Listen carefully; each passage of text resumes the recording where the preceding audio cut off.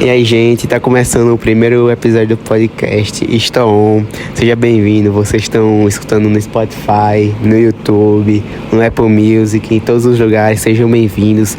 O tema do nosso primeiro podcast hoje vai ser Raízes Europeias no Brasil, vozes do passado e no presente. Estamos aqui com diversos convidados e vamos apresentá-los cada um.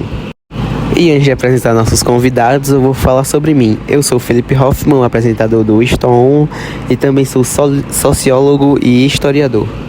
E como nosso primeiro convidado a se apresentar não poderia ser outro. Seja bem-vindo, Pedro Álvares Cabral. Boa tarde, muito obrigado pelo convite, Felipe. E bom, eu sou fidalgo da coroa portuguesa e navegador. Nasci em 1467 em Belmonte e sou de uma família nobre. E vamos ver como é que vai ser essa conversa. Muito obrigado por se apresentar, Pedro. E agora vamos para outro convidado, Padre Manuel. Seja bem-vindo. Obrigado por me receber aqui. Primeiramente, boa tarde. É um prazer estar nesse podcast e estou muito ansioso para responder as perguntas que estão por vir. Falando só um pouco sobre mim, sou o Padre Manuel e participei da chegada do catolicismo no Brasil, junto aos portugueses. E esses foram nossos queridos convidados. Agora vamos falar um pouco sobre o que vamos tratar aqui. Temos alguns tópicos que serão debatidos e conversados respeitosamente aqui nesse podcast, ao longo desse podcast. Alguns dos tópicos são a chegada dos europeus, que o Pedro vai falar, Pedro Álvares Cabral, a missão da Igreja Católica aqui no Brasil, que o padre irá falar, a vida de um imigrante que fugiu da Europa para vir aqui para o Brasil, que será falado pela Alessia, e o olhar de um imigrante na realidade atual no Brasil, como uma pessoa de outro país veio e como ela vive aqui, qual é a visão dela sobre essa diferença cultural daqui do Brasil e da Europa. Vamos para a primeira pergunta, que o primeiro tópico é a chegada dos europeus aqui no Brasil. Pedro, nos conte um pouco como foi sua viagem da Europa até chegar aqui no Brasil. Bom, minha viagem começou em março de 1500, que foi quando deixamos Lisboa com uma frota de 3 embarcações e cerca por ali de 1.200 homens, rumo às Índias, seguindo o caminho recém-descoberto por Vasco da Gama. Os ventos nos empurraram mais a oeste do que o esperado, que depois de dias em alto mar, ali por 22 de abril, avistamos terra, uma imensa Costa Verde, que mais tarde a gente chamou de Brasil. Muito interessante, Cabral. Agora fale um pouco de como foi a impressão da sua frota e a sua impressão pessoal ao chegar aqui no Brasil. Ao nos aproximarmos, fiquei impressionado com a beleza da terra. Grandes florestas, praias longas, águas claras, mas o que mais me chamou a atenção foram os habitantes, nativos de pele morena, quase nus, que pareciam viver em harmonia com a natureza, que não conheciam metais, armas nem a fé cristã. Eram curiosos, pacíficos e nos receberam com espanto e uma certa gentileza. Muito interessante. Agora vamos falar aqui também com quem esteve presente nessa embarcação. Padre Manuel, por que a igreja veio junto com os portugueses? Meu filho, a Santa Madre Igreja veio junto aos navegadores e colonos por vontade divina e real.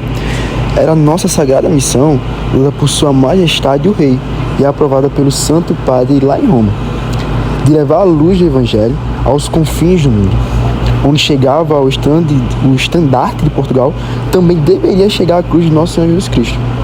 Pois de que valeria conquistar terras e riquezas se as almas ali permanecem mergulhadas na escuridão da idolatria? Você está ouvindo esse anúncio porque está na versão gratuita do Spotify. Tá gostando do Spotify Free? Sim, muito bom saber de como a igreja chegou aqui. Agora outro tópico, que é um tópico mais sensível. Muita gente fala sobre como os católicos trataram os povos nativos. Falaram que eles foram forçados a ser batizados e a fazer coisas de outra religião, quais eles não tinham conhecimento. Qual foi o papel da catequese sobre os indígenas, padre? Falando sobre o papel da catequese, a catequese era e é instrumento de salvação. Os gentios, como a gente chamava os nativos de lá, viviam sem um verdadeiro Deus, entregues a superstições, feitiçarias e práticas indignas. O nosso papel era instruí-los nas verdades da fé cristã, ensiná-los a orar, a respeitar os mandamentos e a viver segundo a lei de Deus. Para isso, Ensinávamos o português, o latim e batizávamos aquele que aceitasse o Cristo. É certo que muitos existiram, pois não compreendiam logo os desígnios do Altíssimo, mas com paciência, penitência e doutrina firme, muitos se converteram. A catequese mudou os costumes e formou novos cristãos, embora, confesso, com muita dor, que nem todos os irmãos colonos tratassem os indígenas com a caridade devida. Sim, é muito importante isso, padre. Muita gente é ignorante sobre o assunto e não sabe como as coisas aconteceram de verdade e falam muitas coisas. É bom alguém da área falar sobre e comentar como realmente foi feito. Mas agora, continuando também sobre os portugueses quando chegaram aqui.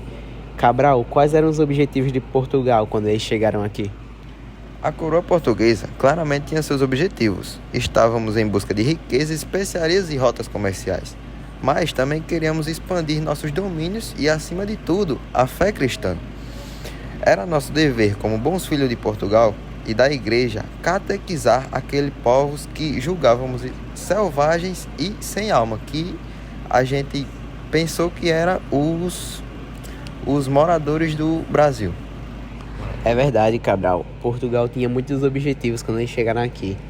Mas como vocês que vieram da Europa e chegaram em uma terra totalmente desconhecida, com outro povo que não falava a mesma língua, como vocês impuseram a língua e a religião nessa realidade atual aqui? Para isso, trouxemos padres e intérpretes, assim como nosso grande amigo Padre Emanuel. E começamos ensinando o português. Embora muitos resistissem, a religião foi imposta com missas, crucifixos e ensinamentos. Alguns aceitaram, outros se afastaram, e aos poucos nossa presença transformou aquela terra. O contato nem sempre foi pacífico. Houve choques, confrontos e muita imposição, que foi assim que começamos a moldar este novo mundo, a imagem da nossa velha Europa e Portugal. E para terminar esse assunto antigo da chegada, vou perguntar a você, padre. Como foi a construção das igrejas e as influências nas leis e da cultura da igreja quando vocês chegaram aqui? Já que era um povo totalmente novo e que não era adequado à religião de vocês. Certo, entendi. As igrejas que erguemos nas vilas e aldeias não eram apenas locais de culto, mas também centros da vida espiritual, moral e social. Ali se casava, se batizava, se enterrava e se transmitia a doutrina que orientava a convivência entre os homens. Muitos dos costumes da gente da colônia vieram da Santa Igreja. O respeito à família, o descanso aos domingos, as festas dos santos, padroeiros. E quanto às leis, ajudávamos a moldá-las com os ensinamentos cristãos, pois o direito português trazia em si o espírito da fé. Onde havia pecado, devia haver correção. Onde havia dúvida, cabia o conselho da igreja. Assim, mesmo no mundo novo e selvagem, a presença da fé cristã dava ordem, sentido e salvação. Bom, foi finalizada nossa conversa, eu agradeço a todos, mas antes de tudo, antes de finalizar, temos as perguntas de quem enviou o superchat pra gente. Mas antes, vem uma palavrinha aí dos nossos patrocinadores. Preço pequenininho, igual a do Arnaldo da Seiko. E ó, funciona, não? E agora vamos para os nossos donates, os superchats. O Vasco da Gama mandou R$20 e foi uma pergunta para Cabral. Cabral, vocês realmente já estavam indo para as Índias ou já sabiam que ia encontrar o Brasil? De fato, nossa missão oficial era alcançar as Índias, seguindo o caminho das especiarias como havia feito o nosso grande amigo Vasco da Gama antes de nós. Partimos de Lisboa em março de 1500 com 13 naus e muita esperança. Mas é verdade também que navegávamos com cartas e informações que sugeriam terras ao oeste das Índias, algo que o Tratado de Tordesilhas já previa. Então, será que já sabíamos? Sabíamos que havia algo ali sim, talvez não com a certeza que seria uma terra tão vasta como o Brasil é, mas havia rumores, mapas secretos e interesse em explorar o desconhecido. Portanto, não posso negar que havia uma certa expectativa, mas oficialmente fomos às Índias. Encontrar o Brasil, chamamos de um feliz desvio por ali. E outro donate, outro superchat que nós recebemos foi do Ateu157, que perguntou para o padre: Padre, por que a igreja se metia tanto nas decisões da colônia? Pois bem, meu filho, escutai com bastante atenção. A Santa Amada Igreja, por desígnio de Deus, nosso Senhor, sempre teve o papel de guiar não somente as almas dos fiéis, mas também de orientar os costumes e as decisões dos homens. para que tudo fosse feito conforme a vontade divina. Na colônia, onde muitos ainda careciam de instrução e fé firmes, era necessário que a igreja estivesse presente em todas as partes da vida, tanto na educação quanto na justiça, nas leis e até nas decisões do governo. Não era por cobiça ou por vaidade que nós metíamos nas decisões da colônia, mas por zelo e caridade cristã, para assegurar que os povos da terra, inclusive os gentios e os recém-convertidos, fossem conduzidos no caminho da salvação. Lembrai-vos que sem a luz da fé, o homem facilmente se perde nas trevas do pecado. Além disso, fomos nós, os padres, os primeiros a fundar escolas e a ensinar a ler e a escrever, a cuidar dos doentes e a catequizar os nativos. Se estávamos presentes em muitas... Sim, estávamos presentes em muitas lições. Era porque o nosso papel era Pronto, cuidar então do foi povo, isso, Ana, essa corpo nossa e primeira alma. parte. Queria agradecer pelo padre e pelo Pedro Alves Cabral terem vindo nesse primeiro episódio do nosso novo podcast. E vocês querem falar alguma coisa? Padre? Eu agradeço pelo convite novamente, né? Foi muito bom responder essas perguntas, né? Obrigado pelo donate, até 157. Mas espero ter respondido com clareza e espero que todos os ouvintes tenham entendido o que eu queria transmitir. E você, Cabral? Bom, eu também queria agradecer ao convite e espero que tenham mais vezes esse tipo de podcast aqui entre nós. Boa tarde, essa é a segunda parte do podcast do episódio de influências europeias no Brasil. Hoje a gente tem duas convidadas nessa segunda parte, que é a Camille Dubois e a Alessia Costa. Se apresente com Camille. Oi, gente. Bom, eu me chamo Camille. Nasci na França e cheguei no Brasil há cerca de 2 anos. E você, Alessia? Boa tarde.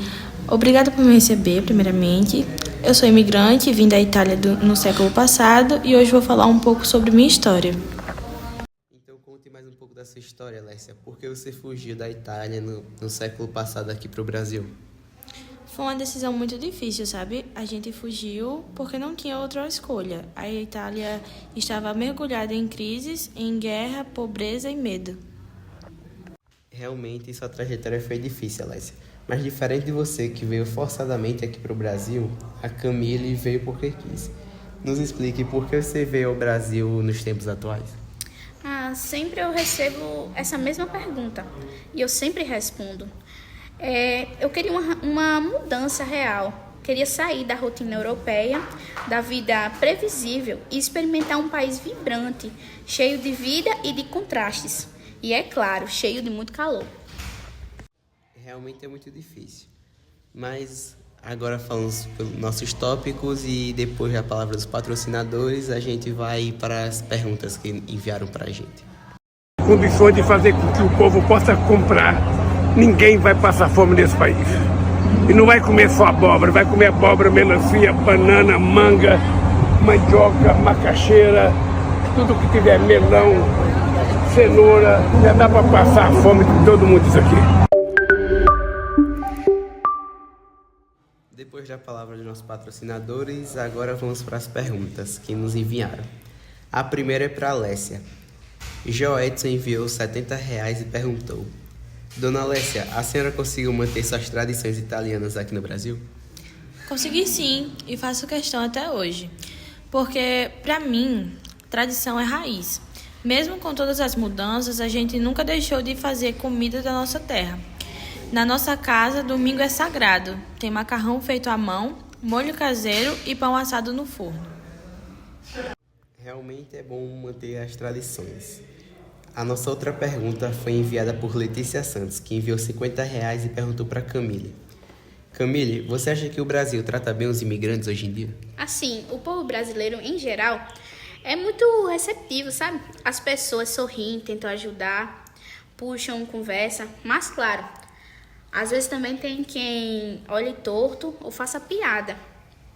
A maioria, mas a maioria, trata a gente com respeito e curiosidade. Então esse foi o primeiro episódio do nosso podcast. Muito obrigado por terem assistido até aqui. E vocês, meninas, têm alguma coisa a comentar? Não, nada demais. Eu só agradeço pela oportunidade de contar um pedacinho da minha história. Às vezes a gente acha que é só memórias, mas cada passo que demos até aqui carrega força, coragem e amor. E você, Camille, você tem mais alguma coisa a dizer? Não tenho nada a falar mais, né? Mas muito obrigado por dessa oportunidade para poder estar compartilhando aqui, né? Um pouquinho da nossa história. Então esse foi o podcast, obrigado por terem assistido e até o próximo.